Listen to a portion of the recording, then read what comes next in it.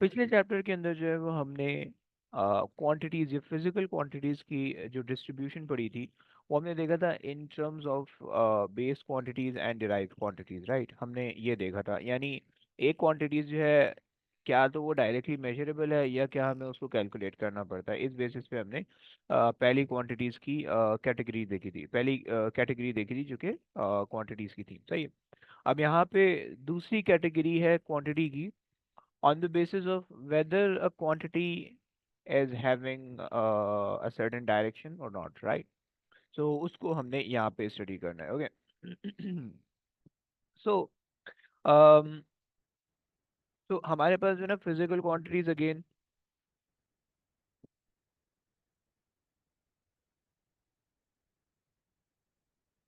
जो physical quantity होने वाली है या तो वो उसके पास कोई ना कोई डायरेक्शन होगी,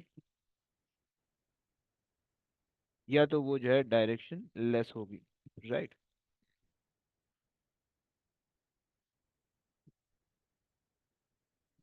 डायरेक्शन लेस, राइट। अच्छा, इसके अलावा जो चीज़ दोनों के अंदर कॉमन होगी ना, वो हमारे पास ये कि दोनों फिजिकल क्वांटिटीज, चाहे उनके पास जिनके पास डायरेक्शन है चाहे जिनके पास नहीं है, दोनों के पास एक अदद मैग्नीट्यूड हुआ करेगा और एक अदद यूनिट हुआ करेगा। इन दोनों की जो है थोड़ी सी डिटेल में अभी आगे बताऊंगा, सही है। जिस क्वांटिटीज की, जिन क्वांटिटीज को जो हम कहते हैं कि जिन क्वांटिटीज की डायरेक्शन है, हम उसको कहते हैं वेक्टर क्वांटिटी, वेक्टर क्वांटिटीज, सही है। और जिन क्वांटिटीज, जो क्वांटिटीज जो है ना बिल्कुल कैरेक्टरलेस होती हैं, मतलब डायरेक्शनलेस होती हैं, तो उनको जो है हम कहते हैं scalar quantities,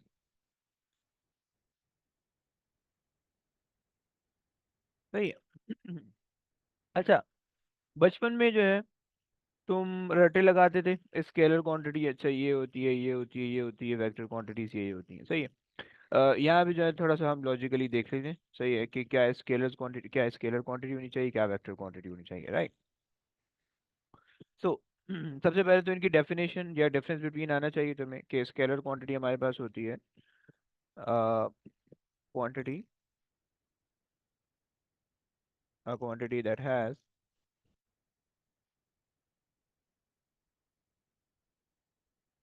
a magnitude,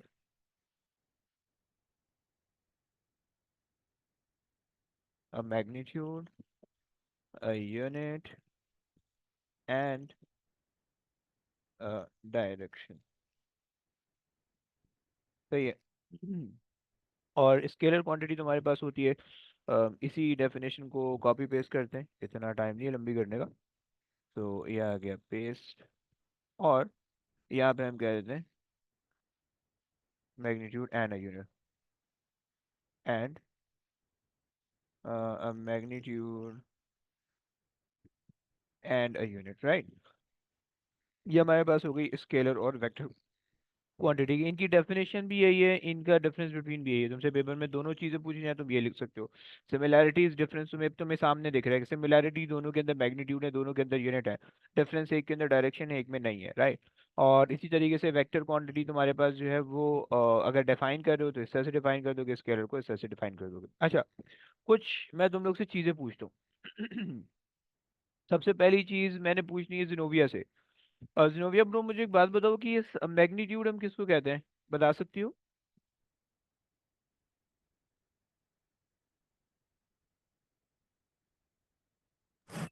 Basically the size of the quantity.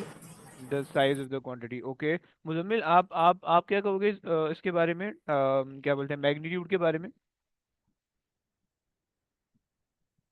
Sir magnitude, जैसे मेरे हिसाब से हर चीज का मैग्नीट्यूड होता है। अबे होता तो है, लेकिन होता क्या है? हाँ, होता क्या है? ये इन्होंने बोला ना, size of the quantity. Size बोले तो? एक चीज को मेजर करते हैं, जैसे सर एक चीज किलो में हम्म। मेजर होती है, एक चीज लेंथ में मेजर होती है। तो वो हमें कैसे पता चलेगा? वो उसका मैग्नीट्यूड है, लेंथ का होता है है, जैसे वो उसका हर किसी का डिफरेंट होता है। है तो वो तो ब्रो यूनिट नहीं हो जाएगा, मतलब वो तो यूनिट हो जाएगा ना, मतलब आप कह रहे हो कि लेंथ हाँ का तो हम। सर, हाँ हाँ, बोलो बोलो। हाँ हाँ हाँ, मैं यूनिट ही बता रहा था, ओके मैग्नीट्यूड का ओके मुझे ओके। पता नहीं। सो ओके, यूनिट आप बिल्कुल सही कह रहे हो, और मैग्नीट्यूड, मैग्नीट्यूड के बारे में? नहीं सर, उसका आइडिया नहीं है। अच्छा, उसका आईडी नहीं, कोई बात नहीं। अच्छा, मुझे और याद था, मैं भूल गया है हूँ अबे, एक्चुअली। रट्टा थोड़ी लगाना होता है बे। तुमने अपने राम का कभी रट्टा लगाया बैठ के कि अच्छा मेरा नाम मुजम्मिल है, ओके ओके, अच्छा आज भूल गया, ओ शिट्स। अब किसी ने पूछा नाम क्या, अरे यार कल याद करके बताऊंगा, ऐसा सीन नहीं है बे फिजिक्स में। फिजिक्स में सारी चीजें ऐसी आनी चाहिए, फिजिक्स मतलब लाइक ऐसे चलते फिरते आ रही है। केमिस्ट्री का तुम रट्टा लगाओ, बायो का रट्टा लगाओ, ओके बनता है। क्योंकि मतलब वो केमिस्ट्री बायो ऐसे आम जिंदगी में नहीं है, केमिस्ट्री के अंदर तुम्हें बिल्कुल अंदर इमेजिनेशन के अंदर घुसना पड़ता है। बायो तुम्हें नहीं दिखती, वो भी अंदर खून वून के अंदर तुम्हें कहीं मिल जाती है। सही है, कोडिंग कंप्यूटर अगर तुम पढ़ लो, गलती से तुमने ले लिया है कंप्यूटर, तो कंप्यूटर में तुम्हें कोडिंग के रट्टे लगाने होते हैं, फॉर लूप वाइल लूप, उनके फंक्शंस देख रहे होते हो तुम, रट्टे लगा रहे होते हो उनकी कोडिंग वगैरह के। अब फिजिक्स में ऐसा सीन नहीं है, फिजिक्स का बड़ा चिल सीन है, एटलीस्ट ए एस तक तो बड़ा चिल सीन है। डेफिनेशन थोड़ी बहुत तुम अब पश्तो में भी बोलोगे तो भी सामने वाले को समझ में आ जाएगी, लेकिन वो जिसको पेपर दे रहे हो वो आपको कटक कॉन्सेप्ट अंग्रेज है। क्लियर करना है बस हाँ उसका। जी, हाँ जी। तुम मुझे अंग्रेजी में भी नहीं बताओ, कोई टेंशन नहीं है, सही है। खैर, अच्छा किसी और के पास चलते हैं, हम चलते हैं हसाम के पास चलते हैं। हसाम ब्रो, बता सकते हो कि मैग्नीट्यूड मैग्नीट्यूड क्या होता है? सर किसी भी क्वांटिटी का साइज। साइज, साइज से क्या मतलब है? साइज से तुम क्या क्या रेफर करना चाह रहे हो मतलब? सर साइज से मतलब कोई तुम्हारे जहन में? उसका उसका उसका मास कितना ऑक्यूपाई किया हुआ किसी चीज। हाँ, अच्छा कोई मास। एग्जाम्पल, अगर कोई एग्जाम्पल से तुम मुझे अपनी बात समझा पाओ, मे बी तुम जो कहना चाह रहे हो, ऑल मैं समझ रहा हूँ, लेकिन मैं एक्टिंग कर रहा हूँ नहीं समझने की, ताकि मैं तुम्हारे जो है ना अंदर की चीजें उगलवा पाऊँ कि तुम क्या क्या चीजें तुम जो है ना मतलब कितनी अंडरस्टैंडिंग तुम्हारी हो पा रही है। तो क्या तुम्हारे ख्याल में, क्या अगर तुम कोई एग्जाम्पल दो, जैसे कि जो है ना मास, अगर मैं कह रहा हूँ कि भाई एक बंदा है वो हाथी हो गया बैठे बैठे, और अब उसका मास जो है वो लेट से कोई 200-300 किलो हो गया, तो इसमें इसमें मैग्नीट्यूड क्या होगा? किसी चीज की एक्सटेंशन। किसी चीज की एक्सटेंशन, एक्सटेंशन से क्या मतलब? मैंने जैसे एग्जांपल दी कि भाई 300 किलो का एक बंदा है, तो इसमें इसमें क्या 300 kg का अगर एक बंदा है, सही है, तो इसमें क्या मैग्नीट्यूड क्या होगा इसमें? मैग्नीट्यूड उसका वजन होगा। अबे मतलब क्या चीज, मतलब देखो एक 300 है और एक केजी है, सही है, तो इन दोनों में से कौन सी ये तो चीज? यूनिट है। थ्री कौन सी? हंड्रेड होगा भाई, थ्री केजी हंड्रेड तो होगा, unit. Okay okay, perfect perfect, बिल्कुल सही बताया, सही है। तो अब देखो सीन ये देखो असल में मैं ये पूछ इसलिए रहा था क्योंकि जब मैं एएस में पढ़ता था ना, तो मैंने पूरी एएस कर ली थी अल्लाह के फजल करम से, लेकिन मुझे कग भी नहीं पता था कि मैग्नीट्यूड किसको कहते हैं, सही है। तो इसलिए जो है ना मैं बस हो तुमसे गया पूछ रहा सर, हूँ, बस हो गया। है ना? तो बस हो गया। इसलिए जो है ना मैं पूछना चाह रहा हूँ, ताकि जो है ना तुम लोग को तरीके से एक्सप्लेन कर सकूँ, सही है। जो मेरे साथ हुआ एएस में, मैं तुम्हारे साथ नहीं करना चाहता, सही है ना, तो मैं इसलिए थोड़ा सा डिटेल में, कुछ चीज़ें ऐसी होंगी तुम्हें लगेंगी कि सर ये तो बहुत बच्चे वाली पढ़ा रहे हैं, बट मुझे पढ़ानी है वो, सही है। मतलब वो बस वो बेसिक कॉन्सेप्ट है, तुमने वो पकड़ लिया ना तो फिर तुम हो जाएगा तुम्हारा सब। अच्छा खैर, तो देखो, याद रखना कि मैग्नीट्यूड हमारे पास होता है। अच्छा, अगर कोई भी चीज़ तुम्हें ऐसी हो ना कि मैंने लिख दी हो कोई गंदी सी अंग्रेजी लिख दी हो और तुम्हें नहीं समझ में आया, तुम रोक के पूछ सकते हो, कोई टेंशन नहीं है, सही है। भाई बंदी वाला माहौल है, तुम कुछ भी पूछ सकते हो, सही है। गंदी चीज़ मत पूछ लेना बस, लेक्चर से रिलेटेड। अच्छा खैर, तो हमारे पास जो सीन ये है कि वेक्टर क्वांटिटीज जो है या स्केलर क्वांटिटी, उन दोनों का मैग्नीट्यूड होता है। देखो मैग्नीट्यूड ना याद रखना, जैसे तुम लोग जो कह रहे हैं कि size of the quantity, okay fine no problem, but magnitude की ना आसान सी डेफिनेशन है, या किसी भी चीज़ को ना एग्जाम्पल से, या तुम्हें पता होना चाहिए कि डिफरेंट सिनेरियो में वो किस तरह से लग रही है, सही है। सो ये हम कहते हैं इसको कि भाई ये हमारे पास जो है ना, हम इसकी वैल्यू, किसी भी क्वांटिटी की कोई वैल्यू आ रही है ना, वो उसका मैग्नीट्यूड होता है, सही है। न्यूमेरिकल जो वैल्यू होती है ना, वो उसका मैग्नीट्यूड होता है, राइट। इसको तुम न्यूमेरिकल वैल्यू भी कह सकते हो, न्यूमेरिकल वैल्यू, सही है, ये उसका मैग्नीट्यूड होता है। जैसे कि तुम्हारा 300 किलोग्राम का अगर एक बंदा है, तो ये 300 जो है ना, ये इसका मैग्नीट्यूड हो गया, सही है, ये मैग्नीट्यूड हो गया।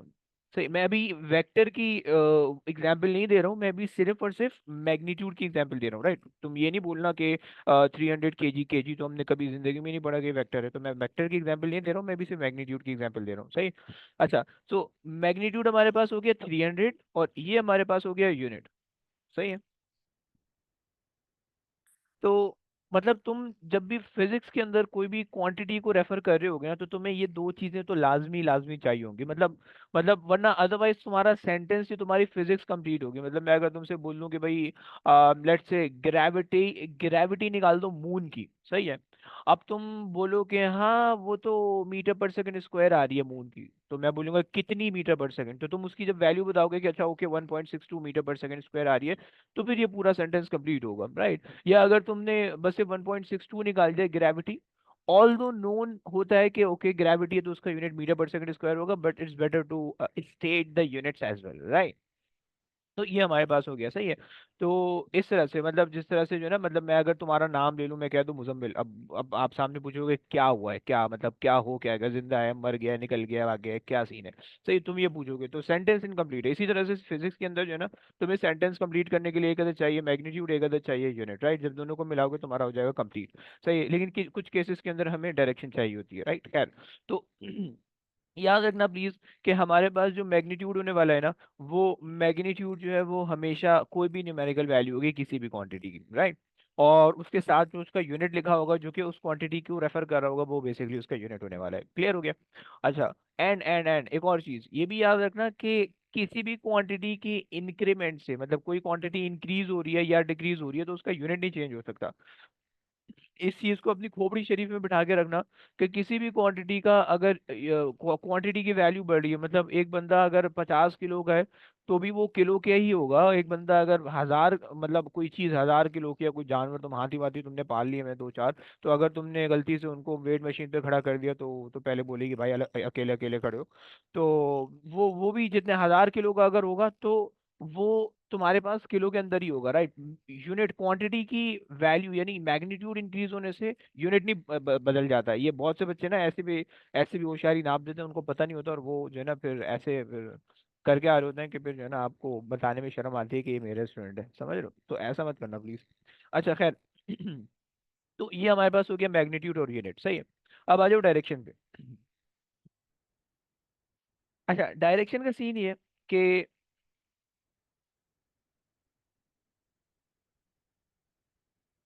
अगर तो आप पाकिस्तान में घूम रहे हो, सही है, आपने पूछा भाई फलाना के घर किधर है, वो बोलेगा आगे से जाके राइट ले लो, आ जाएगा, सही है।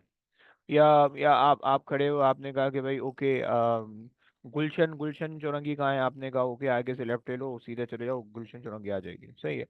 और मतलब इसी तरह से जो है ना हम राइट लेफ्ट हम खड़े होके वो बता रहे होते हैं, डायरेक्शन दे रहे होते हैं, सही है। मतलब अगर तुम पीछे जा रहे हो और कोई बाइक वाला आया तुमसे और वो चोर नहीं है और तुमसे पूछ रहा है कि यार फलानी जगह किधर है, तो तुम पहले तो अपने आप को पूरा उस डायरेक्शन में घुमाओगे जहाँ पे तुम्हें उसको डायरेक्ट करना है, फिर तुम बोलोगे आगे से लेफ्ट, आगे से राइट, सीधा चले जाओ, अला तूल नाक की सीध में चले जाओ, पीछे चले जाओ, जहाँ जहाँ भी तुम्हें भेजना है तुम भेज दोगे सही है। अगर तुम्हें उसको ख्वार करवाना है, बोल दोगे आगे से राइट ले लो, फिर नेक्स्ट राइट, फिर नेक्स्ट राइट, तो वापसी तुम्हारे पास ही आ जाएगा एक तवाफ करके, समझ लो। तो खैर ये हमारे पास एक बहुत कॉमन सा डायरेक्शन का कॉन्सेप्ट है, सही है। लेकिन कुछ केसेस के अंदर तुम्हें थोड़ा सा प्रिसाइज होना पड़ता है, सही है। वहां पे तुम्हारा ना आगे से उल्टा या आगे से सीधा हाथ नहीं चलता, मतलब वहां पे तुम, मतलब जैसे हम रिक्शे वाले को बता रहे होते हैं, वहां पे ऐसा सीन नहीं होता, सही है। तो वहां पे तुम्हें डायरेक्शन को थोड़ा सा प्रिसाइजली कहना होता है, तो तुम जो है वो वेस्ट कह देते हो, ईस्ट कह देते हो, साउथ कह देते हो, right. Top bottom latitude longitude हम इस्तेमाल कर लेते हैं, राइट तो हम कुछ केसेस के अंदर ये कह रहे थे, सही है। और कभी कभार अगर तुम्हें और ज्यादा प्रिसाइज होना है, सही है, मतलब अगर तुम बहुत ज्यादा कोई प्रिसिशन के साथ काम कर रहे हो, मतलब तुम्हें कोई हैवी हाई लेवल की एक्यूरेसी चाहिए, तो तुमने तुमने क्या करना होता है कि फिर तुम उसको जो है ना, मतलब उसकी जो डायरेक्शन होती है फिर तुम उसको डिग्रीज में नापते हो, राइट। उसको तुम क्या करते हो, डिग्रीज में नापते हो, राइट। तो तुम्हारे पास डायरेक्शन के तीन पॉसिबल कंडीशन ये सिनेरियो मैंने तुम्हें बताया। एक तो तुम कहते हो कि भाई लेफ्ट राइट या may be up down, right, जो कि बहुत कॉमन सा सिनेरियो जो कि तुम्हारा डेली लाइफ में इस्तेमाल हो रहा होता है, सही है। एक तुम कह रहे हो नॉर्थ साउथ ईस्ट वेस्ट, या अगर तुम उर्दू उर्दू से वाकिफ हो तो तुम कह रहे हो कि भाई मशरक मगरब शुमाल जुनूब वगैरह वगैरह सही है। और इसी तरह से अगर तुम्हें और ज्यादा प्रिसाइज होना है तो तुम क्या कह देते हो कि भाई ओके आप जो है ना फिर डिग्रीज में उसको बताते हो, सही है, कि 1 डिग्री टू द राइट या 1 डिग्री टू द लेफ्ट या 1 डिग्री टूवर्ड ईस्ट वगैरह वगैरह, राइट। मतलब लेट्स से तुम अज्यूम कर लो कि तुम जहाज में बैठे हो, सही है, और तुम जा रहे हो कहीं छुट्टियां एंजॉय करने जा रहे हो, सही है, और पायलट जहाज उड़ा रहा था। तो अब जाहिर बात है जो उसका जो फेलो पायलट होगा या उसने भी अगर जहाज को टर्न करना है, प्लेन को टर्न करना है, तो आगे कोई गलियां नहीं दिख रही उसको, कोई रोड कोई सिग्नल नहीं दिख रहे, समझ रहे हो, कोई ट्रैफिक पुलिस वाले हजरात नहीं दिख रहे, सही है। तो वो बराबर वाला बंदा या वो खुद ऐसे नहीं कह सकते कि जानी आगे से लेफ्ट ले लियो तो हम यहाँ पहुंच जाएंगे, या आगे से सीधा सीधा चले आइयो, हम जो है ना अमेरिका पहुंच जाएंगे सीधा सीधा, स्टैचू ऑफ लिबर्टी के ऊपर से होते हुए जो है ना हम पहुंच जाएंगे। तो ऐसा ऐसा नहीं हो सकता, सही है। उसके अंदर हम क्या करते हैं, उसके अंदर जो है ना, चूंकि हमें प्रिसाइज लोकेशन चाहिए, प्रिसाइज हमें लोकेशन हमें पता होती है कि इस लोकेशन पे पहुंचना है, उसके लिए हमें प्रिसाइज टर्न लेना होता है ताकि हम उसी लोकेशन पे पहुंचे, राइट। मतलब अगर जहाज जो है मतलब अगर एक मुल्क और दो मुल्क लाइक जैसे मुल्क बराबर बराबर में होते हैं, तो अगर वो 1 डिग्री उसको टर्न लेना था, वो 1 से 2 डिग्री या 3 डिग्री का टर्न ले लेगा, तो वो एक मुल्क के बजाय दूसरे मुल्क उतर जाएगा, समझ रहे हो। तो ये बहुत ज्यादा प्रिसिशन आपको रिक्वायर्ड होती है क्योंकि डिस्टेंस बहुत ज्यादा बड़ा है, राइट। मतलब अगर तुम गाड़ी चलाते हो तो तुम्हें इसका अंदाजा होगा कि अगर गाड़ी बहुत स्लो चल रही है तो तुम्हें टर्न करने के लिए बहुत ज्यादा स्टीयरिंग मोड़ना पड़ता है, सही है। लेकिन अगर गाड़ी बहुत हाई स्पीड पे चल रही है और बहुत ज्यादा डिस्टेंस कवर हो रहा है, तो तुम हल्का सा स्टीयरिंग भी टिल्ट कर दो, तुम्हारी गाड़ी जो है ना वो फास्ट ट्रैक से जो है ना बिल्कुल एंड वाली लेन पे अभी आ जाती है, राइट। बहुत एक्सट्रीम टर्न भी हो जाता है हल्के से स्टीयरिंग के घुमाने पे, राइट। तो ये बेसिकली क्यों होता है, क्योंकि आप डिस्टेंस ज्यादा कवर कर रहे हो तो आपको टर्निंग इफेक्ट ज्यादा ज्यादा, मतलब आप डिस्टेंस ज्यादा कवर करने पे आपको मिल रहा है, राइट। इसी तरीके से जहाज का जो डिस्टेंस होता है, क्योंकि बहुत ज्यादा बड़ा डिस्टेंस होता है, तो 1 डिग्री से 2 डिग्री भी अगर तुमने किया तो एक मुल्क से दूसरे मुल्क पे तुम लैंड कर जाओगे, ये प्रॉब्लम होता है, राइट। तो इस वजह से जो है ना हम जो डायरेक्शन किसी भी चीज की नापते हैं वो या तो डिग्रीज के अंदर नापते हैं, या तो जो है वो हम नॉर्थ साउथ ईस्ट वेस्ट की टर्म में नापते हैं, या अगर बहुत कॉमन है तो फिर हम राइट लेफ्ट अप डाउन की टर्म में नाप लेते हैं, राइट। डिग्रीज की प्रिसीजन की एक और एग्जांपल भी आप ले सकते हो। आजकल के ज़माने में जैसे वेपनरी है, सही है, क्या बोलते हैं, तुम जो है ना कोई बना लिया तुमने, कोई हैवी किस्म का एटम बम बना लिया, सही है।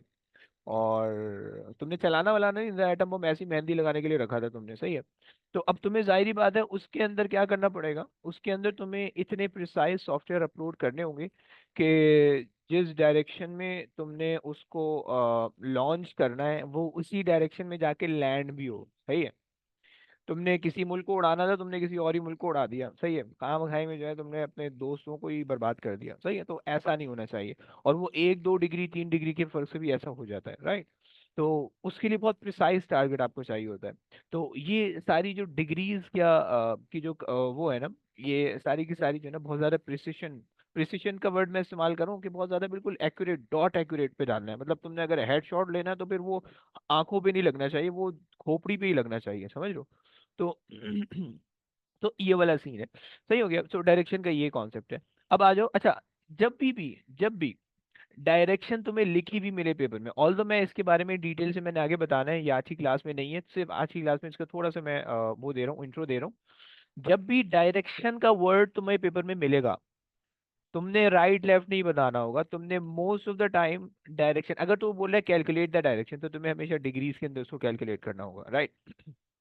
और अगर वो तुमसे ये बोला है कि स्टेट द डायरेक्शन, तो फिर तुम right left, rightward leftward, eastward westward, तुम इस तरह से बता सकते हो, right. So depending upon the scenario of the question, अगर तो उसने कोई कैलकुलेशन वगैरह करवाई है तो तुम्हें जो है उसके हिसाब से कैलकुलेशन करके डिग्रीज के अंदर तुम्हें आंसर देना होगा, राइट। अदरवाइज जो है आप अगर स्टेटमेंट मांग रहे हैं तो आप जो है वो उस हिसाब से राइट लेफ्ट अप डाउन करके दे सकते हो, राइट। तो ये हमारे पास हो गया। सो हमने जो डिग्रीज जो डायरेक्शन की हमने जो चीज़ें पढ़ी वो हमने कहा कि भाई हमारे पास ये तो राइट लेफ्ट, सही है। एक हमारे पास ये कॉन्सेप्ट होता है, या तो फिर हमने कहा दूसरा कॉन्सेप्ट हम बना लेते हैं क्रॉस, सही है। नॉर्थ साउथ ईस्ट वेस्ट, सही है। और हम जो है ये हम बना लेते हैं, सही है। और अगर इसको और ज्यादा प्रिसाइज करना होता है, मतलब कोई ऐसा भी तो हो सकता है ना कि कोई इसके बिल्कुल एग्जैक्ट डायरेक्शन में कोई एग्जैक्टली ईस्टवर्ड नहीं जा रहा हो, सही है, वो रास्ता भटक गया, उसने कहा नहीं नॉर्थवर्ड चलते हैं। तो तुमने ईस्टवर्ड से नॉर्थवर्ड जब लेना है तो जाहिर बात है बीच से कोई एंगल आ रहा होगा, तो उसके लिए फिर हम यूज करते हैं डिग्रीज, राइट।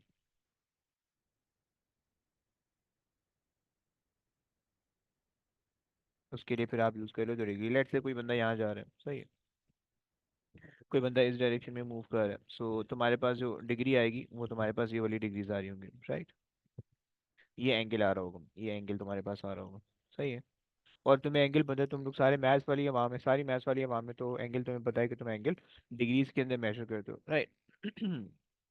तो ये तुम्हारे पास कॉन्सेप्ट हो गया, राइट। अच्छा, और याद रखना कि एंगल के लिए, तो एंगल के लिए जो तुम्हारे पास ट्रिग्नोमेट्री थी वो तुम्हारे पास आएगी, सही। ऑल्दो मैं सारी ट्रिग्नोमेट्री ओ लेवल वाली याद कराऊंगा, अगर तुम्हें याद नहीं है, भूल गए हो, तो मैं दोबारा याद करूंगा, डोंट वरी, राइट। तो खैर, ये हमारे पास जो है फिलहाल, ये हमारे पास जो है वो डायरेक्शन का कॉन्सेप्ट था, सही है।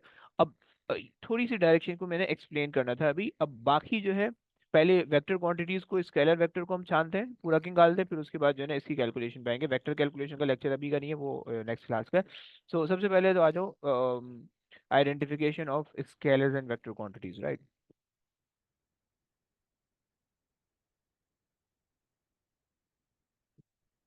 Identification of scalar and vector quantity, सही है। अच्छा, बचपन में तुमने रट्टे लगाए हुए थे, सही है। बहुत हैवी किस्म के रट्टे लगाए हुए थे कि अच्छा तुम्हारे पास आ गया मास, तुम कहते थे अच्छा मास मास मास मास स्केलर होता था या वेक्टर होता था, तुम देखते थे अच्छा डायरेक्शन नहीं है, तो हाँ मास मास तुम कह रहे थे स्केलर है, सही है। इसी तरह से तुम्हारे पास आ जाती थी एक्सेलरेशन, तुम देखते थे अच्छा एक्सेलरेशन में बंदा एक्सेलरेट कर रहा है, तो कोई कोई डायरेक्शन होनी चाहिए, किसी डायरेक्शन में एक्सेलरेट करेगा, तो तुम कहते थे अच्छा ओके एक्सेलरेशन जो है तुम कहते थे वेक्टर है, सही है। तुम मास और एक्सेलरेशन को मिला के माँ बना देते और वो फोर्स बन जाती थी, सही है। और तुम कहते थे अच्छा फोर्स अगर मेरे पास है, तो अगर मैं किसी बंदे को चाटा मारूंगा तो वो किधर को किसी डायरेक्शन को गिरेगा, किसी डायरेक्शन में गिरेगा, राइट। तो तुम कहते थे अच्छा ओके फोर्स की कोई ना कोई डायरेक्शन है, सही है। तो तुमने कहा कि तुमने टाइम के बारे में सोचा, अच्छा टाइम टाइम टाइम किसी का नहीं होता, सही है। और जो टाइम के साथ खेलता है, टाइम फिर उसके साथ खेलता है, तो तुमने कहा कि डायरेक्शन लेस क्वांटिटी, हम ना टाइम को पकड़ सकते हैं ना कुछ कर सकते हैं, टाइम हमें बर्बाद कर देता है, सही है। तो इस तरह से जो ना तुमने रट्टे लगाए हुए थे। यहाँ पे तुम्हारी जिंदगी थोड़ी आसान हो जाती है कि तुम्हें रट्टे लगाने की जरूरत नहीं है, हम थोड़े से रूल पढ़ लेंगे, उससे जो है ना तुम्हें आसानी हो जाएगी, सही है। और रूल्स क्या है वो जरा सुनना प्लीज। पहला रूल, कि जितनी भी स्केलर क्वांटिटीज हैं, उन तमाम की तमाम, वो तमाम की तमाम स्केलर क्वांटिटीज, वो आपके पास जो है वो स्केलर क्वांटिटीज हैं। तमाम की तमाम बेस क्वांटिटीज वो स्केलर क्वांटिटीज हैं, सही है। सो हमने कहा कि भाई ऑल द बेस क्वांटिटीज और स्केलर क्वांटिटी, राइट। क्लियर हो गया पहली चीज। और स्केलर क्वांटिटीज हम कहते हैं इसको, सही, क्वांटिटीज। यार एक तो अंग्रेजी, सही। अच्छा, क्या मतलब, तुमने हमने छह क्वांटिटी देखी, छह स्केलर क्वांटिटी देखी, सही है। लेंथ, मास, टाइम, और उसके बाद टेम्परेचर, इलेक्ट्रिकल करंट एंड मोल, ये छह के छह जो है वो तुम्हारे पास ये तुम्हारे पास स्केलर क्वांटिटीज है, राइट। अच्छा, इनमें से सिर्फ लेंथ एक ऐसी क्वांटिटी है कि जिसके अंदर तुम अगर चाहो तो डायरेक्शन ऐड कर सकते हो। मतलब तुमने कहा कि भाई ओके मैं घर से निकला, मैं ना सीधा सीधा निकल गया, राइट वर्ड मैंने लिया, फिर उसके बाद मैं सीधा निकल गया, तो अब तुम्हें पता चल रहा है कि ओके तुम घर से निकल के राइट वर्ड कहीं गए हो, तो तुम्हारे पास डायरेक्शन आ गई, राइट। तो लेंथ अगर हमारे पास है, तो हम उसको ना फिर दो अलग अलग नाम दे देते हैं। अगर तो हम डिस्टेंस कह रहे हैं तो वो स्केलर है, अगर तो डिस्प्लेसमेंट हमने कह दिया गलती से तो वो वेक्टर बन जाएगी, राइट। सो फिर उसके लिए तुम्हें डायरेक्शन देनी पड़ेगी, अदरवाइज काम नहीं चलेगा, ओके। सो हमारे पास जो है, हमने पहली चीज कह दी कि भाई all the base quantities are scalar quantities, right. छह हो गए, छह क्वांटिटी हमारे पास स्केलर क्वांटिटी आ गई, सही है। अच्छा, यहाँ पे एक चीज हम नोट डाउन कर लेते हैं या मेंशन कर देता हूँ मैं यहाँ पे कि लेंथ में अगर हमने हमने कहा कि भाई डिस्टेंस, तो वो हमारे पास हो जाएगा स्केलर। और अगर हमने कहा कि भाई डिस्प्लेसमेंट,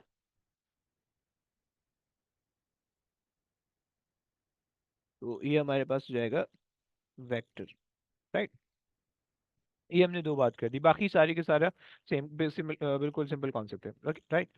अच्छा जी, पहली चीज हो गई। दूसरा दूसरा रूल, अच्छा, पहले रूल में किसी को कोई मसला, कोई बच्चा जरा कुछ बोल दे, हाँ ना बोल दो जरा प्लीज, अगर तुम लोग कोई मसला है, कोई जिंदगी सुकून में चलिए तो आगे चलते हैं। नहीं सर, सही है। क्लियर है, ओके, परफेक्ट। अच्छा जी, आगे आ जाओ। दूसरा रूल, अगर तो मेरे पास कोई ऐसी क्वांटिटी बन रही है कि जो बेस क्वांटिटीज के प्रोडक्ट या सम से बन रही है, राइट, तो वो भी मेरे पास स्केलर होने वाली है, सही है। All the quantities that are derived from the base quantity is are also a scalar quantity, right? अच्छा, मे बी ये फारसी तुम्हें समझ में नहीं आई होगी, इसको समझते हैं, आओ। देखो, लेट से तुम्हारे पास एक क्वांटिटी है स्पीड, सही है। स्पीड तुम्हारे पास बनती है डिस्टेंस से और टाइम से, राइट। डिस्टेंस तुम्हें पता है कि अगर तो तुमने डिस्टेंस कहा हुआ है तो डिस्टेंस स्केलर है, टाइम तुमने कहा हुआ है टाइम भी स्केलर है, राइट। सो तुम्हारे पास जो है, अब मैंने क्या कहा कि all the quantities that are derive from the base quantity, distance भी बेस क्वांटिटी है, टाइम भी बेस क्वांटिटी है, और जो स्पीड है वो इन दोनों से डिराइव होके आ रही है, राइट। सो जो ये वाली क्वांटिटी होनी चाहिए, यानी जो स्पीड होनी चाहिए, वो भी तुम्हारे पास क्या होनी चाहिए, स्केलर होनी चाहिए, राइट। तो मैं रूल पता होने चाहिए। एक और एग्जाम्पल दे देता हूँ तुम्हारे रूल को पक्का करने के लिए।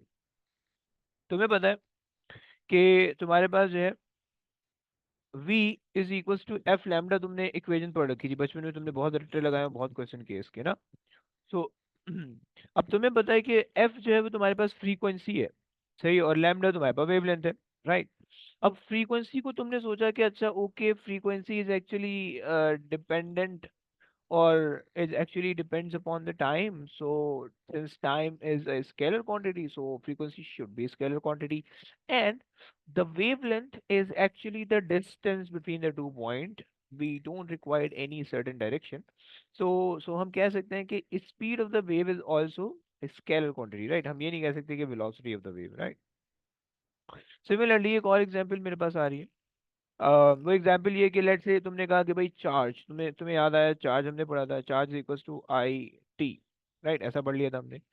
तुम्हें पता है कि आई जो है वो तुम्हारे पास स्केलर क्वांटिटी थी, और तुमने कहा कि भाई ओके, टी टी भी तुम्हारे पास जो है वो टाइम इसके बेस क्वांटिटी के अंदर आ रहा है, और दोनों बेस क्वांटिटीज है, तो तुम्हारे पास ये चार्ज भी क्या होना चाहिए, स्केलर होना चाहिए, राइट। इसी तरह से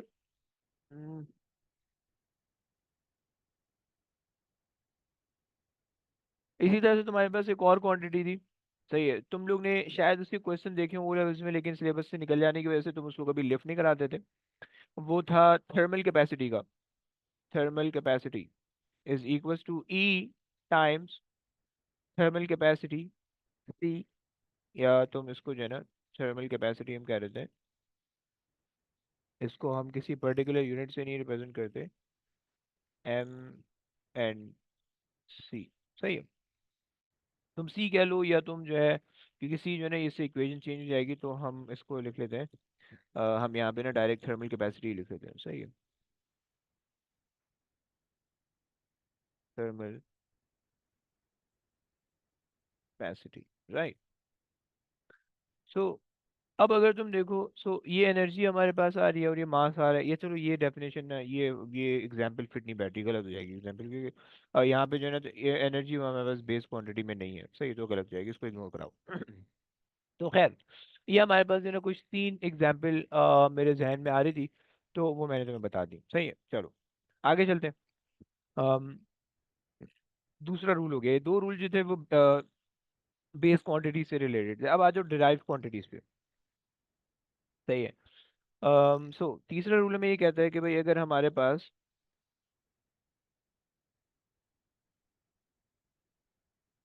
if the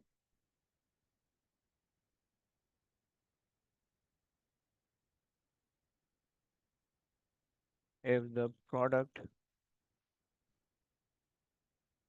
of of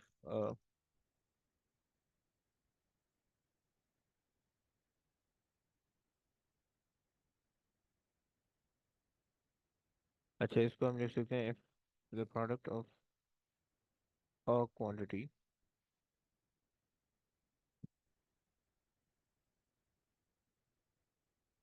contain any vector quantity. So the resultant would be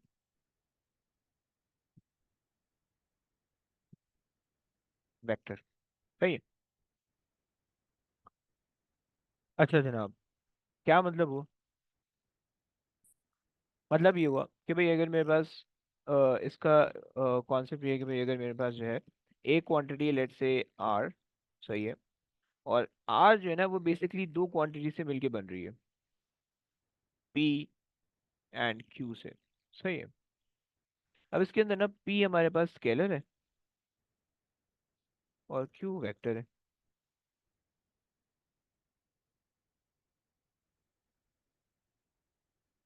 सही है, और क्यू की कोई ना कोई डायरेक्शन है। तो उसकी वजह से आर की भी जो है ना कोई ना कोई डायरेक्शन आ जाएगी आपके पास, राइट, और आर भी जो है वेक्टर बन जाएगा, राइट,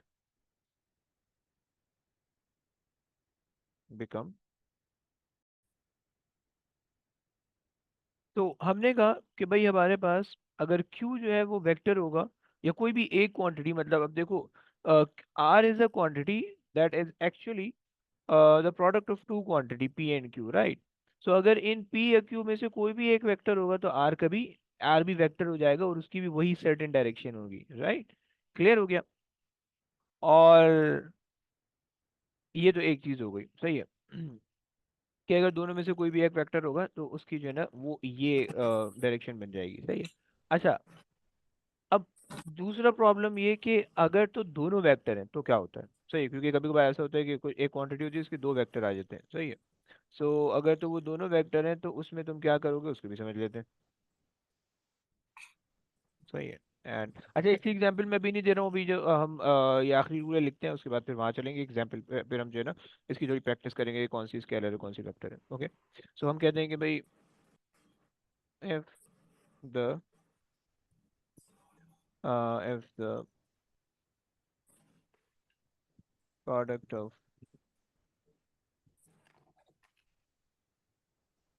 two quantity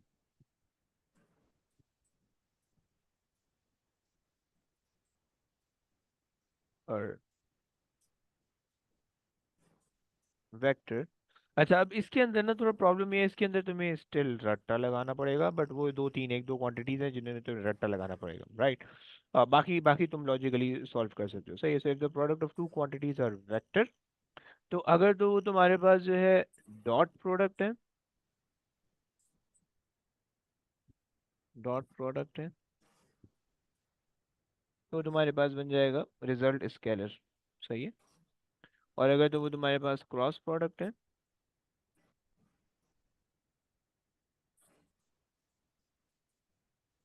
तो रिजल्ट बन जाएगा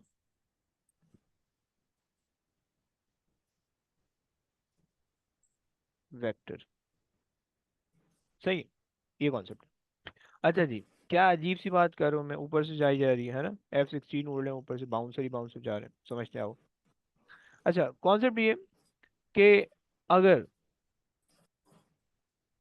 सबसे पहले तो अगर तुम थोड़ा सा बचपन में चले जाओ तो हमने पढ़ा था कि भाई हमारे पास चार ऑपरेशन होते हैं, एडिशन, सब्ट्रैक्शन, मल्टीप्लिकेशन और डिवीजन, राइट। ये चार सब्ट्रैक्शन होते हैं, ये चार ऑपरेशन होते हैं हमारे पास।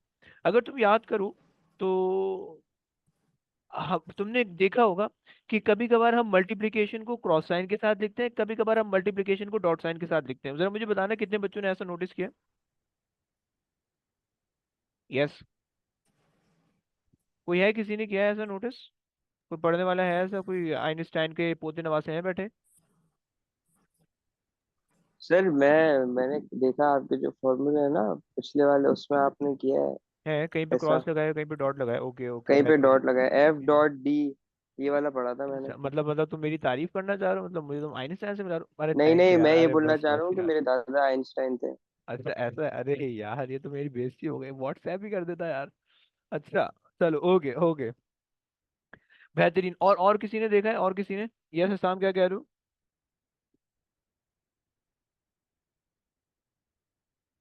हाँ। नहीं सर कुछ। नहीं ब्रो, तुम्हारी आवाज जो है वो तुम्हारे सिवा सिर्फ अल्लाह को सुनाई दे रही है। फिर मैंने भी नोटिस किया है। हैं? और कहाँ पे नोटिस किया है? फिजिक्स में, मैथ्स में, या कहीं और ओ लेवल्स में, ए लेवल्स में? फिजिक्स में और मैथ्स में दोनों। अच्छा ओके। अच्छा चलो ओके, चलो समझते हैं, आओ समझते हैं। देखो सीन ये कि ये तुम जो है ना, जब तुम इस तरह से एक्सप्रेशन लिख रहे होते हो, तुम उसके अंदर डॉट भी लगा देते हो, क्रॉस भी लगा देते हो ना, लाइक थोड़ा सा शो एफिशिएंसी मारने के लिए। तुम भी कोई बड़ी चीज हो, तुम्हें भी मैथ्स की जो है ना कोई अलिफ बे पता है। समझ रहे हो? आता कुछ नहीं है लेकिन। अच्छा खैर, तो यहाँ पे ना सीन ये है कि ये जो तुम्हारे पास क्रॉस का साइन है, ये एक अलग चीज को, एक अलग सिनेरियो को रेफर करता है। और जो डॉट का साइन होता है वो एक अलग सिनेरियो को रेफर करता है, सही है।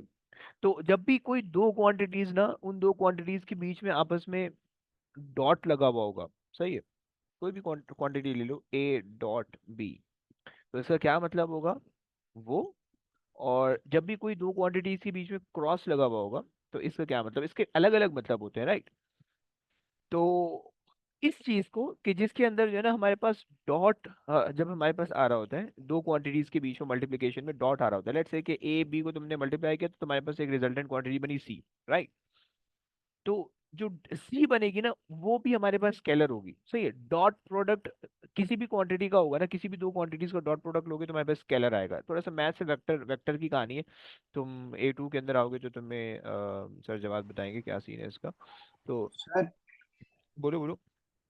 वो ऊपर आपने भी तो सर ये डॉट लगाया ऊपर, कहाँ पे?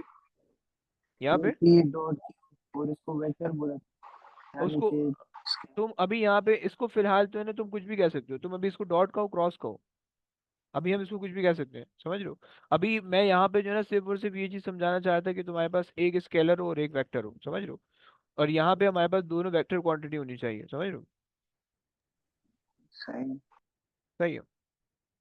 अच्छा, तो अब हमारे पास जो है, अगर तो हमारे पास दो क्वांटिटी है, उनके बीच में हमने डॉट लगाया हुआ है, दोनों वेक्टर हैं, दोनों की डायरेक्शन है, ए की भी कोई डायरेक्शन है, बी की भी कोई डायरेक्शन है, तो हमारे पास जो रिजल्टेंट क्वांटिटी होगी ना वो भी हमारे पास क्या बन जाएगी, वो हमारे पास स्केलर बन जाएगी। तो दो वेक्टर क्वांटिटी का रिजल्ट हमारे पास स्केलर आ रहा होगा, राइट। एक चीज, एक एक रूल हो गया, सही है।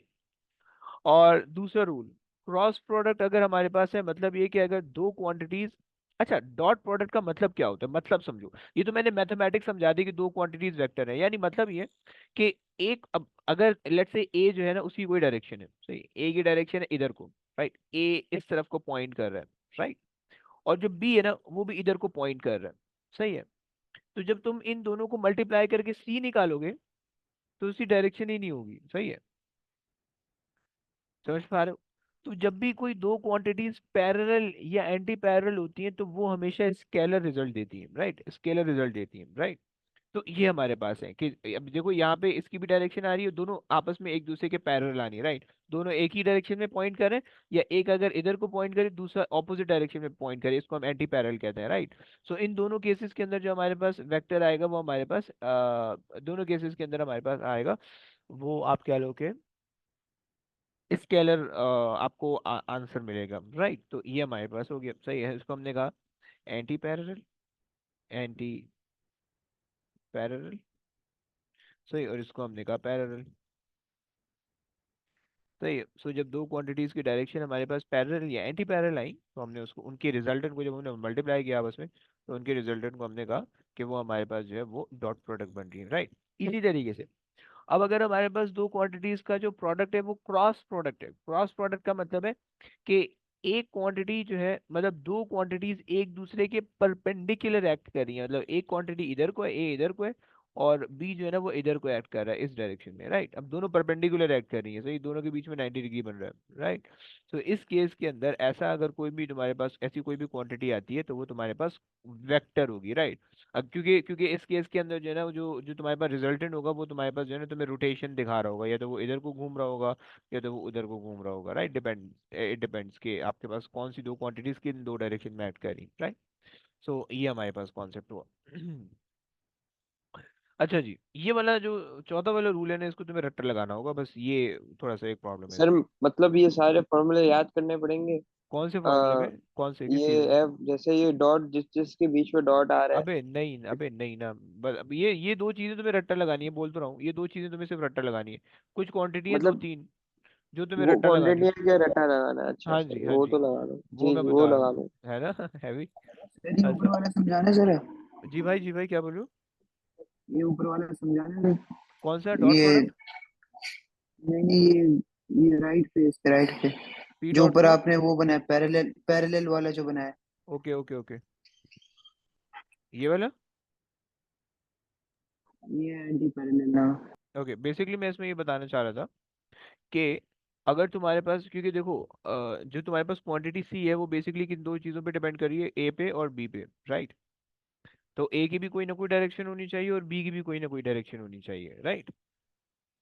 तो अब अगर तो डॉट प्रोडक्ट है तो डॉट प्रोडक्ट ये बोलेगा कि दोनों की या तो सेम डायरेक्शन होगी या तो ऑपोजिट डायरेक्शन होगी, राइट। एग्जैक्टली सेम होगी या एग्जैक्टली ऑपोजिट होगी। एग्जैक्टली सेम को मैंने पैरेलल का और एग्जैक्टली ऑपोजिट को मैंने एंटी पैरेलल का, ये मैं समझा रहा था, राइट। कि अगर दो क्वांटिटीज हैं और उन दोनों का आप डॉट प्रोडक्ट ले रहे हो, सही है। सो डॉट प्रोडक्ट के अंदर आपके पास ये सीन है कि उनका जो है वो, आप कह लो कि या तो उनकी डायरेक्शन एग्जैक्टली एक ही डायरेक्शन आ रही होगी या एग्जैक्टली एक दूसरे के ऑपोजिट आ रही होंगी, राइट। ये मतलब है डॉट प्रोडक्ट का, क्लियर हो गया। और इस वजह से मैंने कहा कि भाई ये ए हो गया अगर तुम मान लो इसको, ये बी मान लो इसको, सो अब ये इसका जब डॉट प्रोडक्ट लोगे तो तुम्हारे पास सी आ जाएगा जो कि स्केलर होगा, क्लियर। जी सर। अच्छा जी, आओ अब जरा ना इसको कुछ क्वांटिटीज पे प्रैक्टिस करते हैं। हमने 20 क्वांटिटीज पढ़ी थी, हम उन 20 क्वांटिटी पे इसको प्रैक्टिस करते हैं, सही है। तो तुम्हें पता है कि तुम्हारे पास ये जो छह क्वांटिटी आई, सही है, जो तुम्हारे पास सिक्स बेस क्वांटिटीज आई, वो तुम्हारे पास सारी की सारी क्या हो गई, बैठे बिठाए तुमने इसको कह दिया कि भाई सारी की सारी जो है वो स्केलर क्वांटिटी है, स्टेट में हमने पहले रूल से कहा, सही है। उसके बाद ये जो डिराइव क्वांटिटीज है, हमारा फड्डा इनमें है, सही है। तो जरा ना हम इनको कॉपी पेस्ट करके लेके जाते हैं दूसरे सफे पे, और इन पे जरा ना हम थोड़ी लंबी करते हैं, आओ। हम्म, एक मिनट देना बस, मैं जरा इसको कॉपी कर लूँ।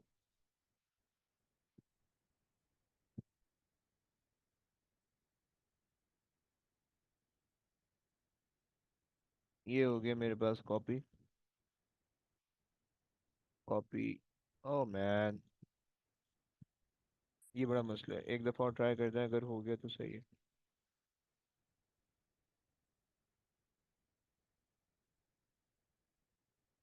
कॉपी और पेस्ट, ये आ गया यहाँ पे,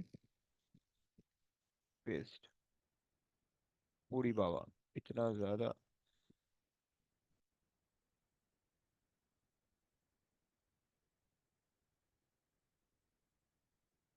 मूव हो जा प्लीज। ओके, आओ समझते हैं, चलो। सो हमने हमने कुछ क्वांटिटीज देखी हैं, इन क्वांटिटीज के बारे में हम देखते हैं, सही है। पहली क्वांटिटी हमने देखा कि भाई स्पीड, और हमारे पास जो है वो स्पीड जो है वो हमारे पास डिस्टेंस अपॉन टाइम से बन रही है, सही है। सो हमने उस क्वांटिटी को देखा और हमने कहा कि भाई हमारे पास ये क्वांटिटी क्या है, स्केलर क्वांटिटी है। क्यों? क्योंकि हमारे पास जो स्पीड है वो बेसिकली डिस्टेंस पे डिपेंड करी है और टाइम पे डिपेंड करी है। दूसरा रूल अगर याद करो कि कोई भी डिराइव क्वांटिटी जो कि दो बेस क्वांटिटी से मिल के है तो वो हमारे पास स्केलर होती है, एग्जाम्पल में मैंने तुम्हें दी हुई है, राइट। सो ये हमने कहा कि भाई ये हमारे पास है स्केलर क्वांटिटी, सही, अगर तुम्हें ये रूल समझ नहीं आते ना तो तुम डायरेक्ट रट्टा भी लगा सकते हो, राइट। तुम्हें एग्जाम में ये रूल नहीं पूछेगा, सही है, याद रखना, तुमसे एग्जाम में ये रूल नहीं पूछेगा। ये रूल मैं सिर्फ तुम्हारी आसानी के लिए बता रहा हूँ, सही है, कि अगर कोई भी क्वांटिटी तुम्हारे पास आती है तो तुम्हें जहन में ना, मतलब तुम्हें ये टेंशन लेने की जरूरत नहीं है कि अच्छा ओके हमें स्केलर वेक्टर भी याद करना पड़ेगा अब। तो मतलब तुम्हें पता होगा कि अच्छा ये रूल लगाएंगे तो हमारे पास हो जाएगा। लेकिन अगर तुम्हें लगता है कि नहीं भाई नहीं, हम रट्टे वाले हैं, हम रट्टा लगा के कर लेंगे, तो तुम रट्टा भी लगा सकते हो। मैं यहाँ पे सारी क्वांटिटीज लिस्ट डाउन कर रहा हूँ, सही। प्लस जब हम इनके चैप्टर पढ़ेंगे तो उनके चैप्टर में भी आएंगी ये क्वांटिटी, सही है। सो ये तो मेरे पास आ गई एक चीज, सही है। अच्छा, दूसरी क्वांटिटी मेरे पास है, एक क्वांटिटी मेरे पास जिसको हम कहते हैं स्पीड। स्पीड के साथ वेलोसिटी हमारे पास आती है, तो हम वेलोसिटी को जरा देख लेते हैं, सही है। वेलोसिटी को बीच में ऐड अप कर लेते हैं, सही है। सो हमने कहा कि भाई हमारे पास अगर वेलोसिटी है, सही। अब देखो वेलोसिटी तुम्हारे पास बनती है, velocity v is actually displacement upon time, displacement upon time से, right. Unit all the same होता है, meters per second, meters per second, right. लेकिन ये आपके पास क्या होती है, वेक्टर क्वांटिटी है, क्यों? क्योंकि आपके पास डिस्प्लेसमेंट की कोई डायरेक्शन है, और जिस डायरेक्शन में डिस्प्लेसमेंट है उसी डायरेक्शन में वेलोसिटी भी हो रही है, राइट। सो हमने कहा कि भाई हमारे पास है वेक्टर क्वांटिटी, सही है। आ जाओ भाई, तीसरी क्वांटिटी हमारे पास मोमेंटम।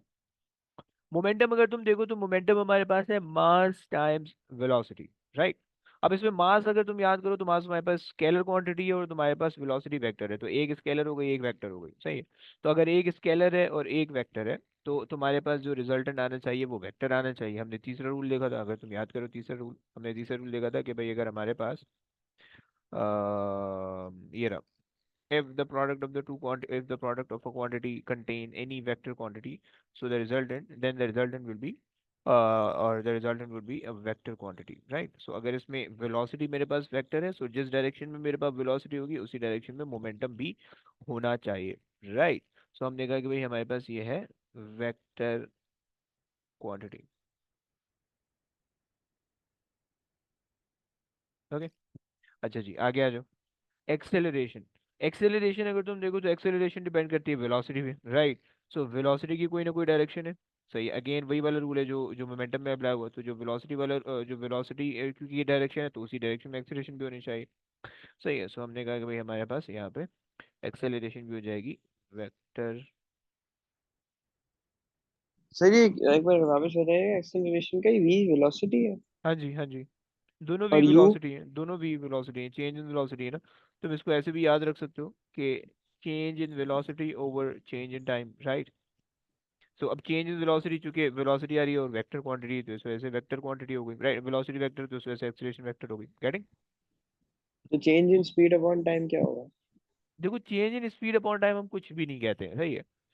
एक्सेलरेशन के लिए हमेशा हमें वेलोसिटी चाहिए होती है, ऑल हम अब बचपन में जो है ना वो चेंज इन स्पीड ही करते हुए आते हैं, मतलब जो जब हम ओ लेवल्स हम्म। में करते हैं तो हम चेंज इन स्पीड ही करते हैं, हम वेलोसिटी को बेसिकली इतना इतना मतलब हम इतना जो है ना डिफरेंशिएट नहीं करते कि अच्छा हमें वेलोसिटी बोलना है या स्पीड बोलना है, क्योंकि क्योंकि ओ लेवल्स की हद तक ना वेलोसिटी और स्पीड दोनों एक ही चीज होती थी, तकरीबन तकरीबन एक ही चीज होती थी। मतलब हम कहते थे कि ओके वेलोसिटी जो है ना वो वेक्टर है, स्पीड स्केलर है, लेकिन तुम्हें कोई क्वेश्चन देख के ऐसा नहीं पता चलता कि अच्छा तुम्हें यहाँ पे लग रहा हो कि ओके इस केस के अंदर वेलोसिटी अगर हम बोलेंगे तो सही होगा, स्पीड बोलेंगे तो गलत होगा, ऐसे तुम्हें पता नहीं चलता था, राइट। तो इस वजह से तुम्हें सही। शायद जो है ना acceleration is equal to change in speed over time और change in velocity over time दोनों सेम लग रहा है, राइट।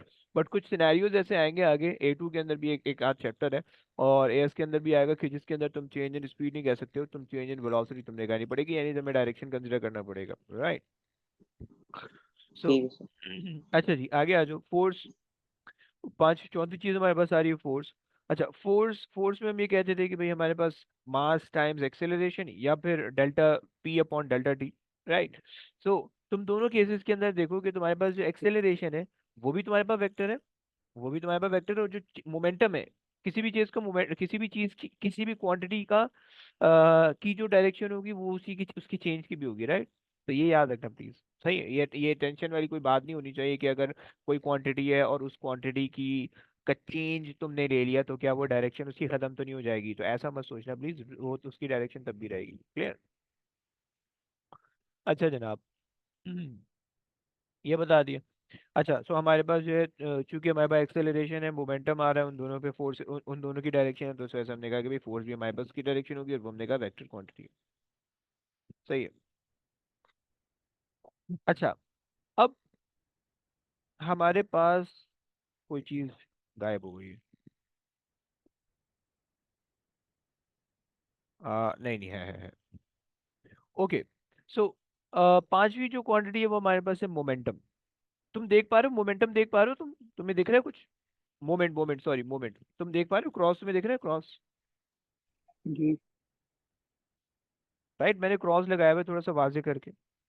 यहाँ पे ये जो क्रॉस लगा हुआ है ना, ये बेसिकली मोमेंटम आपको क्या बता रहा है? क्रॉस प्रोडक्ट है, यानी फोर्स और डिस्प्लेसमेंट आपस में परपेंडिकुलर होंगी, तभी जाके मोमेंटम जनरेट होगा, और इस वजह से ये हमारे पास वेक्टर क्वांटिटी है। इसको तुमने रट्टा लगाना है, आंख बंद करके तुम लगा लो रट्टा इसका। सही है। तो ये हमारे पास है रट्टा। सही है, ये आपके पास है वेक्टर क्वांटिटी, और इसका तुमने रट्टा लगाना है। सही है, मतलब जहाँ जहाँ पे तुम्हें मोमेंट दिखेगा वहाँ पे तुम्हारे पास कोई ना कोई डायरेक्शन होगी, तो क्लॉकवाइज होगी, एंटी क्लॉकवाइज होगी, तुम्हें उसको याद करना होगा। ओके। अच्छा, पांचवी चीज तुम्हारे पास है, छठी चीज तुम्हारे पास है स्प्रिंग्स कांस्टेंट, राइट? तो स्प्रिंग्स कांस्टेंट का जो कॉन्सेप्ट है वो कुछ इस तरह से है कि आपके पास फॉर्मूला क्यों नहीं लिखा हुआ? अच्छा, ओके, सेम यूनिट है इसका। तो बेसिकली जो स्प्रिंग कांस्टेंट है तुम्हारे पास, स्प्रिंग कांस्टेंट का जो रिलेशन तुम उसको वो कर सकते हो आगे पीछे करके, वो तुम्हारे पास हो जाएगा force over extension is equal to K. सही है। सो अब यहाँ पे फोर्स जो है वो वेक्टर क्वांटिटी है, कोई ना कोई डायरेक्शन है, डिस्प्लेसमेंट हमारे पास है। सही है। और यहाँ पे हमारे पास ये डॉट प्रोडक्ट होता है। सही है, मतलब अब तुम देखो ये डिवाइड हो रहा है, तुम कहोगे ये डिवाइड हो रहा है तो इसको हम कैसे फॉर्मूला अप्लाई करें इसमें? तो बेसिकली तुम इसको ऐसे सोचो कि force times the displacement to the power -1, right? तुमने मैथ्स में पढ़ा है, भी पिछले चैप्टर में भी पढ़ के आ रहे हो कि अगर किसी भी क्वांटिटी को तुम न्यूमरेटर से डिनोमिनेटर शिफ्ट करोगे या डिनोमिनेटर से न्यूमरेटर शिफ्ट करोगे तो साइन चेंज हो जाएगा, राइट? सो यहाँ पे हमने ये कहा is equal to spring constant, right? अब फोर्स हमारे पास वेक्टर है। सही है। डिस्प्लेसमेंट उसकी कोई डायरेक्शन है, वो भी वेक्टर है, तो स्प्रिंग कांस्टेंट हमारे पास स्केलर क्वांटिटी बन जाएगा, क्योंकि दोनों का डॉट प्रोडक्ट आप ले रहे हो। क्लियर? सो आपके पास जो है ये स्प्रिंग कांस्टेंट आ गया स्केलर। सही है, डॉट प्रोडक्ट की वजह से। सही है। देखो ये जो दोनों क्वांटिटीज में मैं एरो एरो बना रहा हूँ ना, इससे तुम्हें ये पता चलना चाहिए मैं रीजन किसी भी क्वांटिटी का नहीं लिख रहा हूँ कि कौन सी क्वांटिटी वेक्टर है, कौन सी क्वांटिटी स्केलर है और क्यों है, बट जिस क्वांटिटी के ऊपर, मतलब जैसे डिस्प्लेसमेंट के ऊपर मैंने डायरेक्शन बनाई हुई है, तो उसकी वजह से वेलोसिटी पे डायरेक्शन आ रही है। सही, मोमेंटम में मैंने वेलोसिटी पे डायरेक्शन बनाई है, उसकी वजह से मोमेंटम पे डायरेक्शन आ रही है, राइट? एक्सेलरेशन में मैंने चेंज इन वेलोसिटी पे एरो बनाया हुआ है, तो उसकी वजह से एक्सेलरेशन पे एरो आ रहा है। सही है।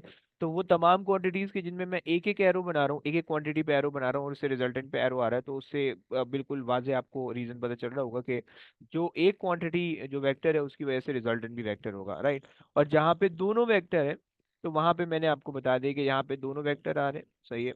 और क्रॉस प्रोडक्ट है तो यहाँ पे वेक्टर बन रहा है, राइट? सेकंड वाले में दोनों वेक्टर है लेकिन डॉट प्रोडक्ट है, तो स्केलर बन रहा है, राइट? यहाँ पे डॉट भी लगा देता हूँ मैं, ये लो तुम्हारे आसानी के लिए मैंने लगा दिया डॉट। सही है। सो और ये -1 है। सही है।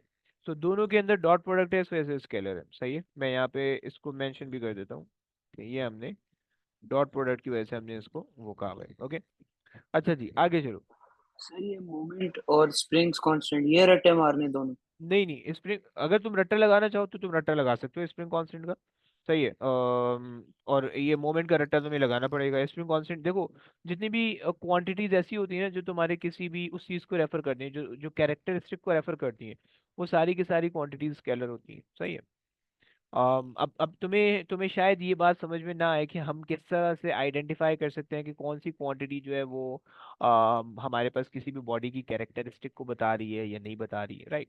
तो ये तुम्हारे लिए थोड़ा प्रॉब्लमेटिक होता है, इसलिए मैंने ये नहीं बताया, वरना ये जैसे स्प्रिंग कांस्टेंट है, मास है, डेंसिटी है, वॉल्यूम है, एरिया है, रेजिस्टेंस है, और हमारे पास रेजिस्टिविटी है, ये सारी ना बॉडी की कैरेक्टरिस्टिक को, चार्ज हो गया हमारे पास, ये सारी बॉडी की कैरेक्टरिस्टिक को बता रहे हैं।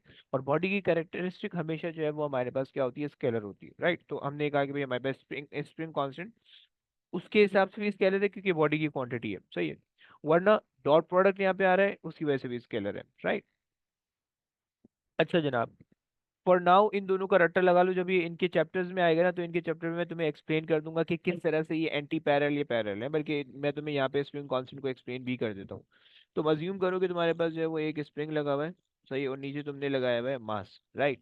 सो तुम फोर्स लगा रहे हो इस डायरेक्शन में, राइट, और जैसे ही तुमने इस पे मास लगाया होगा तो मास की वजह से ये स्प्रिंग कुछ एक्सटेंड हुआ होगा, तो इसकी एक्सटेंशन भी इसी डायरेक्शन में आ रही है। तो चूंकि दोनों पैरेलल डायरेक्शन में है, दोनों एक ही डायरेक्शन में आ रहे हैं, पैरेलल है, तो इस वजह से तुम्हारे पास जो रिजल्टेंट क्वांटिटी बन रही है वो तुम्हारे पास स्केलर या डॉट प्रोडक्ट बन रही है, राइट। सो ये हमने बात कर ली, आगे आ जाओ। वर्क डन है, वर्क डन तुम्हारे पास है डॉट प्रोडक्ट, सही है, तुम्हें दिख रहा है मैंने डॉट बनाया हुआ है बड़ा सा। तो ये तुम्हें क्या है, ये तुम्हारे पास जो है वो स्केलर क्वांटिटी है, ये तुम्हारे पास हो गई scalar quantity,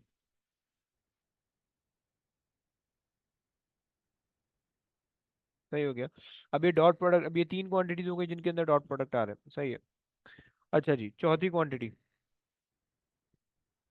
kinetic energy. Kinetic energy contain मास टाइम्स वेलोसिटी का स्क्वायर या स्पीड का स्क्वायर, वेलोसिटी नहीं है स्पीड का square, right.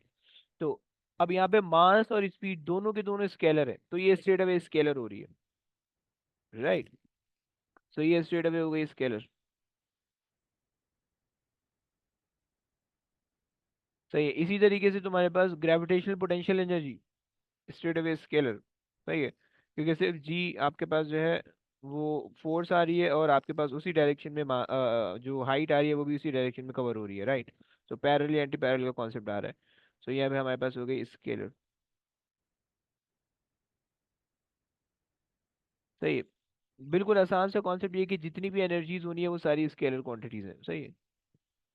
All the energies और स्केलर क्वांटिटीज, वो जो तुम लोग समझ पा रहे हो, तुम लोग जिंदा हो ना, तुम लोग हो, कोई इंतकाल तो नहीं कर रही है, कोई है जिंदा है सारे?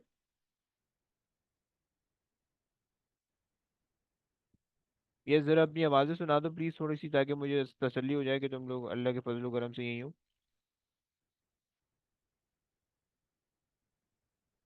जी सर, मैं तो यही हूँ। हैं यही है सारे, यही, ओके। देख लो बेटा, तुम सबकी तर्जुमानी कर रहे हो तो अच्छा चलो हाँ मान सर, लेते, सब यही है, सब यही सब है। हैं, चलो मान लेते हैं। ओके आगे चलते हैं। ग्रेविटी, ग्रेविटी चूंकि एक्सेलरेशन ऑफ फ्री फॉल हम कहते हैं, सही है, उसमें हमारे पास जो है वो weight is a force, force की कोई ना कोई डायरेक्शन होती है, मास हमारे पास डायमेंशनलेस है। सो हम इसकी जो क्वांटिटी हमारे पास आ रही है वो हम कह देते हैं कि भाई हमारे पास ये है इसके vector quantity, vector quantity, right. अगर तुम्हें बचपन का याद है तो तुम उसी याददाश्त को जो है वो अभी भी चला सकते हो, कोई मसले की बात नहीं। पावर को अगर तुम याद करो, सो पावर के जितने फॉर्मूला है, अब पावर बेसिकली किससे बनता है, वर्क डन ओवर टाइम, अगर तुम याद करो पावर का फॉर्मूला तो वर्क डन स्केलर है, टाइम भी स्केलर है, तो पावर स्केलर हो गई, सही है। अगर तुम फोर्स टाइम वेलोसिटी एक फॉर्मूला हमने देखा था, अब तुम्हें शायद अभी ना पता हो, आगे जाके चैप्टर में आएगा, डोंट वरी। सो फोर्स हमारे पास इसकी एक पर्टिकुलर डायरेक्शन है, वेलोसिटी की एक पर्टिकुलर डायरेक्शन है, बट डॉट प्रोडक्ट होने की वजह से ये स्केलर बन जाता है, सही है। सो जो पावर हमारे पास है वो हमारे पास है स्केलर क्वांटिटी, राइट। ओके जी, आगे चलिए। एरिया वॉल्यूम डेंसिटी तीनों हमारे पास स्केलर होते हैं, सही है, क्योंकि तीनों जो है वो उनकी कोई डायमेंशन नहीं होती, सही है, स्केलर। अच्छा जनाब, इसी तरीके से प्रेशर है, प्रेशर हमारे पास जो है वो स्केलर क्वांटिटी होता है, सही है। अगर तुम एटमॉस्फेरिक प्रेशर को देखो तो तुम्हारे पास बॉडी पे हर डायरेक्शन से लग रहा है, सही है। सो हम इसको स्केलर क्वांटिटी कहते हैं। सिमिलरली चार्ज, सर, चार्ज, बोलो बोलो। प्रेशर कैसे स्केलर होगा? फोर्स अपॉन एरिया है। ब्रो अगर तुम उससे देखोगे ना, यहाँ पे एक प्रॉब्लम आता है थोड़ा सा, अगर तुम फोर्स से देखोगे ना तो फोर्स की तुम्हें कोई ना कोई डायरेक्शन दिखेगी, सही है। और अगर तुम हम्म। एरिया को देखोगे तो तुम्हारे पास एरिया की कोई डायरेक्शन नहीं दिख रही है, तो उस हिसाब से तुम्हारे पास फोर्स प्रेशर जो है वो उसी की डायरेक्शन में होनी चाहिए जिस तरह से तुम्हारे पास जो डायरेक्शन फोर्स की है, राइट। लेकिन अगर तुम इन जनरल प्रेशर को जी। देखो, मतलब जो ये प्रेशर सिर्फ सॉलिड्स के अंदर है, अगर तुम इन जनरल प्रेशर को देखो तो ये जो प्रेशर एक मॉलिक्यूल का होता है ना, तो अगर तुम उसको देखो तो हम्म। वो बेसिकली तुम्हारे पास जो है, तुम्हारे पास उसके अंदर कोई भी वेक्टर क्वांटिटी नहीं आती, सारी की सारी स्केलर क्वांटिटी आती है, सही है। तो इस वजह से जो ये प्रेशर पीजीएच। की, एक्चुअली ये नहीं है, जो जो गैस का प्रेशर होता है उसको अगर तुम एक्चुअली गौर करोगे तो तुम्हें इससे पता चलेगा, सही है। अगर तुम रोची एच को भी देखोगे तो इसके अंदर भी हमारे पास जो है, ऑल दो इसके अंदर जी आ रही है, एक सर्टेन डायरेक्शन है, एच है उसकी भी सर्टेन डायरेक्शन है, उसकी वजह से जो है वो स्केलर बन जाता है, right. So pressure in general जो है वो तुम्हारे पास स्केलर है, ये बेसिकली तुम्हें रट्टा लगाना पड़ेगा प्रेशर का, तुम्हें रट्टा लगाना पड़ेगा कि ये स्केलर है, सही है। क्योंकि अगर अगर तुम एटमॉस्फेरिक प्रेशर देखो तो अगर वो किसी एक पर्टिकुलर डायरेक्शन में होता तो तुम्हारी बॉडी को आर पार कर देता, क्योंकि एटमॉस्फेरिक प्रेशर बहुत ज्यादा प्रेशर होता है। मतलब अगर तुम अज्यूम करो कि 10 गाड़ियां एक के ऊपर एक खड़ी कर दो, सही है, तो उनका जो भी वेट बन रहा है ना नीचे, मतलब और तुम लेट जाओ नीचे, तो उनका जो भी वेट तुम्हारे बॉडी पे पड़ेगा वो बेसिकली इतना एटमॉस्फेरिक प्रेशर होता है जो कि तुम्हारी बॉडी पे है अभी। मतलब हम जो बैठे हुए हैं, जिस सराउंडिंग में बैठे हुए हैं, हमारी एक एक पॉइंट पे जो है एटमॉस्फेरिक प्रेशर उन 10 गाड़ियों के बराबर लग रहा है, राइट। लेकिन चूंकि ऑपोजिट डायरेक्शन में लग रहा है, इंटरनली भी उतना प्रेशर है, एक्सटर्नली भी उतना प्रेशर है, तो इस वजह से हमें कुछ फील नहीं हो रहा, राइट। तो ये हमारे पास ना सर चक्कर जिम जा रहा हूँ ना इसलिए। है। हाय हाय। अच्छा भाई। हमें ऐसा नहीं है, अगर तुम पहाड़ों पे जाओगे ना, या तुम अगर प्लेन में बैठोगे तो मे भी तुमने देखा हो कि प्लेन में जो है ना बहुत सारे लोगों को कानों में दर्द शुरू हो जाते हैं, सही है। या पहाड़ों में अगर तुम जाओ, तुम चिप्स का पैकेट लेके जाओ, सही है, बिल्कुल जो फुस हुआ हुआ चिप्स का पैकेट है तुम लेके जाओ पहाड़ में, वो बिल्कुल फूल जाएगा, सही है। तो ये सारी जो है ना बेसिकली प्रेशर की कुछ एग्जांपल्स है, हम्म। सही, कि वो हर डायरेक्शन में प्रेशर लग रहा है, राइट। तो अच्छा सर जी। प्रेशर का हमें रट्टा मारना है स्केलर का। रट्टा मारना है, ये तीन क्वांटिटी हो गई रट्टे वाली, एक ये प्रेशर हो गई, सही है, और एक तुम्हारे पास वर्क डन हो गई है, और एक मोमेंट और स्प्रिंग कांस्टेंट, चार क्वांटिटीज हैं वो तुम्हें रट्टे वाली है, सही है। बाकी तुम्हारे पास जो है वोल्टेज अगर तुम देखो, चलिए, अगर तुम चार्ज देखो, चार्ज तुम्हारे पास स्केलर है, क्योंकि तुम्हारे पास जो है वो करंट और टाइम दोनों स्केलर है, राइट। पोटेंशियल डिफरेंस या वोल्टेज वो भी तुम्हारे पास स्केलर है, क्योंकि तुम्हारे पास वर्क डन ओवर चार्ज से बन रहा है और दोनों स्केलर है, सही है। सही हो गया। इसी तरीके से तुम्हारे पास रेजिस्टेंस है, वो वोल्टेज और करंट से बन रहा है, दोनों स्केलर है, सो ये भी स्केलर है, सही है। मतलब तुम ऐसे समझ लो कि सिर्फ और सिर्फ जो पहला चैप्टर, पहले जो चैप्टर ना जनरल फिजिक्स वाले, जिसके अंदर जो है ना work energy power pressure kinematic force और एक्सटेंशन एक्सटेंशन आ रही है, उसमें सारा पढ़ता है। बाकी जितना पूरी जो फिजिक्स है इसके अलावा की वेव्स की और जो इलेक्ट्रिसिटी की, वो सारे उन सब के अंदर जितने भी क्वांटिटीज हैं वो सारी की सारी स्केलर हैं, सही है। Up to your syllabus, right. ऐसा नहीं है यूनिवर्सिटी लेवल में जाके तुम टीचर को ही होशियारी नहीं नाप सकते कि हमारे ए लेवल्स के टीचर ने हमें ये बताया था कि सारी की सारी क्वांटिटीज स्केलर है, राइट। वहां पे जाके वेक्टर्स होंगे कुछ, राइट। सो जितनी जितनी भी इलेक्ट्रिसिटी की क्वांटिटीज आएंगी, जितनी भी तुम्हारे पास जो है वो वेव्स की क्वांटिटीज आएंगी, सारी की सारी स्केलर होने वाली हैं। तुम ये कहीं अपने पास नोट भी कर सकते हो, राइट, कि ऑल द, बल्कि मैं लिख देता हूँ, सही है, ये आ गई, और ये भी स्केलर है, स्केलर क्वांटिटी, राइट, और ये भी तुम्हारे पास scalar quantity,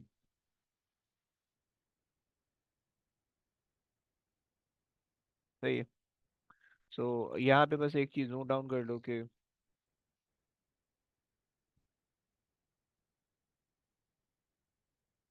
quantities related to waves and electricity, electricity, or or all scalars, सही, in till your syllabus, till AS, right।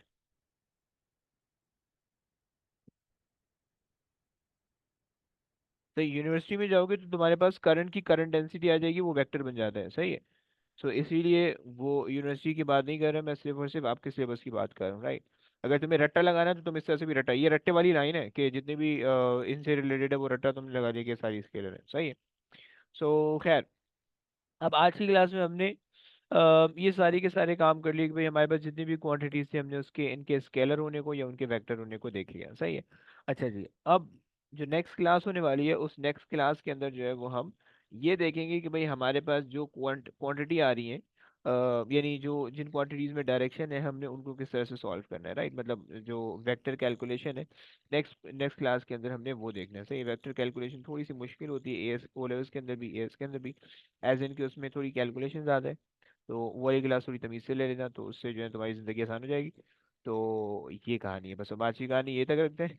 और इंशाल्लाह जो है आप लोग से नेक्स्ट क्लास में मुलाकात होगी नेक्स्ट मंडे। सही है, अभी फिलहाल के लिए तो मैं तुम्हें करूँ जुल्म करूँ कुछ तुम पे, जुल्म जुल्म जुल्म। चलो देखते हैं, अगर मुझे याद रहा तो मैं कुछ थोड़े बहुत क्वेश्चन दे दूंगा प्रैक्टिस के लिए, फिजिकल क्वांटिटी से रिलेटेड। सही है, और तुम वो करके आना। और फिर उसके बाद जो है वो नेक्स्ट क्लास में मंडे वाली जो क्लास होगी उसके अंदर जो है वो हमने ये कंप्लीट करना है। वेक्टर इंशाल्लाह कंप्लीट हो जाएगा एक दो क्लासों में, और फिर उसके बाद जो है वो जो है उसके क्वेश्चन मिलेंगे भर के। सही है, तो बस अब आज की कहानी ये तक थी। अब इंशाल्लाह नेक्स्ट क्लास में मुलाकात होती है। सही है, चले।